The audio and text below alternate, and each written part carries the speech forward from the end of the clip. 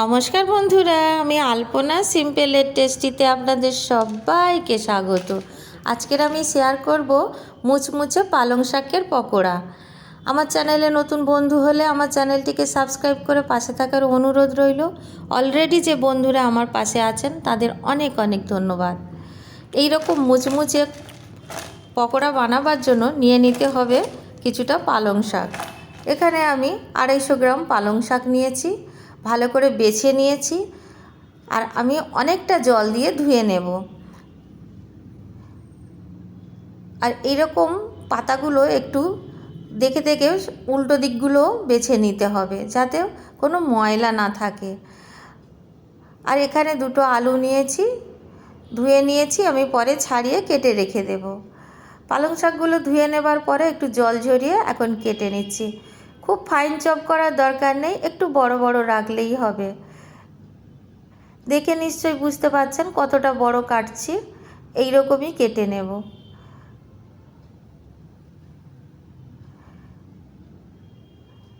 পালং শাকগুলো এইরকম কেটে নিয়ে আমি একটা বোলের মধ্যে তুলে রেখে দেব।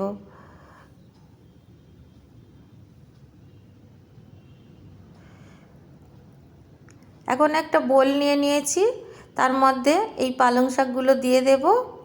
আর দিয়ে দেব কেটে রাখা আলু, সরু সরু করে কেটে নিয়েছি আলুগুলো। এইরকম সরু সরু করে কেটে নিতে হবে। আর জোয়ান দিয়ে দেব 1/4 চামচ, এইভাবে হাতের মধ্যে একটু ডলে নিয়ে। দিয়ে দেব 1/2 চামচ সাদা জিরা। দিয়ে দেব 1/2 চামচের একটু কম হলুদ গুঁড়ো। আর দিয়ে দেব 1/4 চামচ লঙ্কার গুঁড়ো। দিয়ে দেব জিরার গুঁড়ো 1/2 চামচ, ধনিয়ার গুঁড়ো 1/2 চামচ। আর দিয়ে দেব কাঁচা লঙ্কা। আপনারা ঝালটা আপনারা পছন্দ মতন নেবেন। কাঁচা লঙ্কা 3টে কুচিয়ে দিয়েছি, হিং দিয়েছি 1/4 চামচ, চাট মশলা দিয়ে দেব 1 চায়ের চামচ। আর দিয়ে দেব স্বাদ অনুসারে লবণ। দিয়ে দেব চালের গুঁড়ো 1 টেবিল চামচ, 3 টেবিল চামচ দিয়ে দেব বেসন। বেসনটা আপনাদের কম বেশি লাগতে পারে, শাকের মধ্যে কতটা জল আছে সেই অনুযায়ী লাগবে। খুব ভালো করে সবটা মিশিয়ে নেব। আপনাদের যদি আজওয়ান যদি স্বাদটা না ভালো লাগে, আজওয়ানটা বাদ দিতে পারেন, আর ভালো লাগলে নিশ্চয়ই নেবেন। আর যে কোনো একটা দিলেও হবে, জিরা বা আজওয়ান, আর 2টো দিলেও ভালো লাগবে। আমি খুব ভালো করে সবটা মিশিয়ে নিয়েছি। এইভাবে দেখুন কতটা কমে গেছে সবটা মিশিয়ে নেবার পরে। গ্যাস জ্বালিয়ে কড়াই বসিয়ে দিয়েছি, দিয়ে দেব রিফাইন্ড তেল। ভাজার জন্য যতটা তেল লাগবে, আমি এখানে 1 কাপ তেল দিয়েছি। আর তেলটা খুব ভালো করে গরম করে নিয়েছি। চামচে করে এইভাবে দিয়ে দেব, কোনো শেপ করতে হবে না। পকোড়াগুলো কোনো শেপ করলে ভালো লাগবে না, ভালো করে ভাজা হবে না। তাহলে এইভাবে যেমন তেমন করে চামচে করে তুলে যদি দিয়ে দেন, তাহলে কিন্তু খুব ভালো ভাজা হবে, ভিতর পর্যন্ত মুচমুচে হবে। এইভাবে চামচে করে আমি তুলে পকোড়াগুলো ছাড়তে শুরু করেছি। প্রথম ব্যাচটা আমি এইভাবে ভেজে নেব। আর প্রথমবারে আমি যেগুলো দিয়েছিলাম প্রথমের দিকে তেলটা গরম থাকা অবস্থায়, সেইগুলোই আমি আগে উল্টে পাল্টে দেব, যাতে একদিকটা বেশি ভাজা না হয়ে যায়। তারপরে আমি অন্যগুলো উল্টে পাল্টে দেব। সব দিকটা যাতে ভাজা হয় সেটা খেয়াল রাখতে হবে। বারবার আমি এইভাবে একটা চামচের সাহায্যে উল্টে পাল্টে নেব। মিডিয়াম আঁচে এখন আমি ভাজছি। এই পর্যায়ে গ্যাসের ফ্লেমটা মিডিয়াম আঁচে রাখবেন। শুরুতে আমরা ফুল আঁচে রেখেছিলাম। যখন আমরা পকোড়াগুলো ছেড়ে দিয়েছি তেলের মধ্যে, মিডিয়াম আঁচে রেখে ভালো করে ভেজে নিতে হবে, যাতে ভিতর পর্যন্ত মুচমুচে হয়।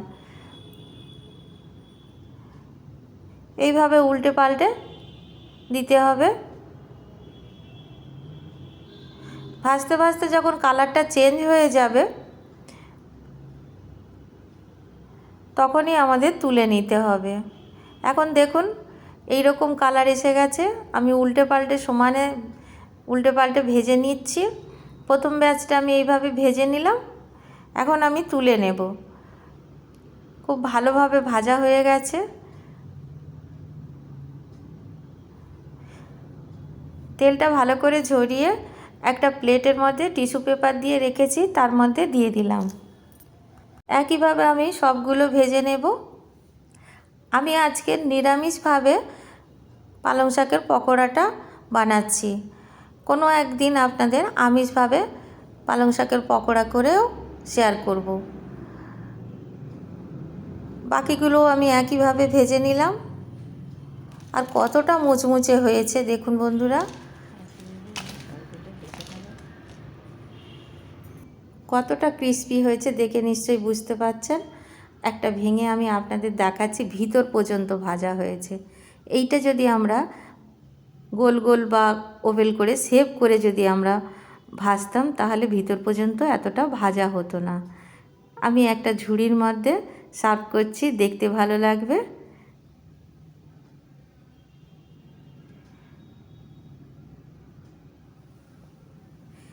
আপনারা বাড়িতে বানাবেন, কেমন লাগলো কমেন্ট করে জানাবেন। রেসিপি যদি ভালো লাগে লাইক করবেন, শেয়ার করবেন, নতুন বন্ধু হলে সাবস্ক্রাইব করতে ভুলবেন না যেন। আজকের এই পর্যন্ত, দেখা হবে পরের ভিডিও নতুন কোনো রেসিপির সঙ্গে। সুস্থ থাকবেন, ধন্যবাদ, নমস্কার।